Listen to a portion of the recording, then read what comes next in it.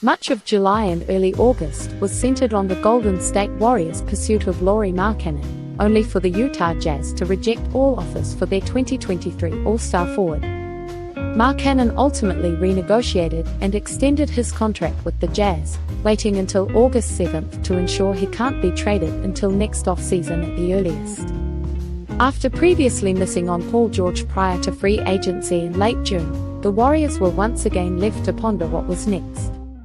Early form suggests the Jazz were right to deny the Warriors' push for Lauri Markkanen. Utah were criticized for their decision by some, with the whole idea of Markkanen being available in the first place stemming from the idea that he was too good for the franchise's tanking goals. The first 2 years with Markkanen had netted the Jazz the 9th and 10th pick in the respective drafts, even despite the Finnish forward sitting out a bunch of games at the end of each season. There were fears that resigning Markkanen would once again lead Utah to no man's land, not really in the playoff picture, nor maximizing their chances at a top 3 pick. Well, based on the first 7 games of this season, those fears can be put to bed.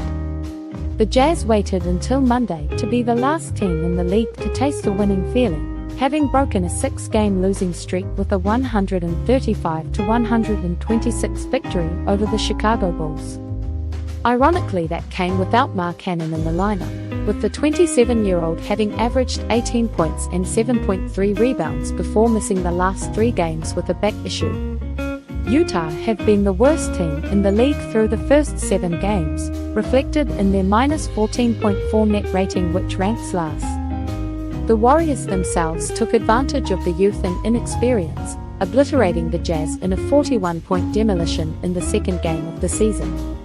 Despite resigning Markkanen, Utah appear well and truly on the way to having a real shot at getting the #1 pick next year and subsequent access to Duke's star Cooper Flagg. That in itself would suggest their decision not to trade Markkanen may have been the right one.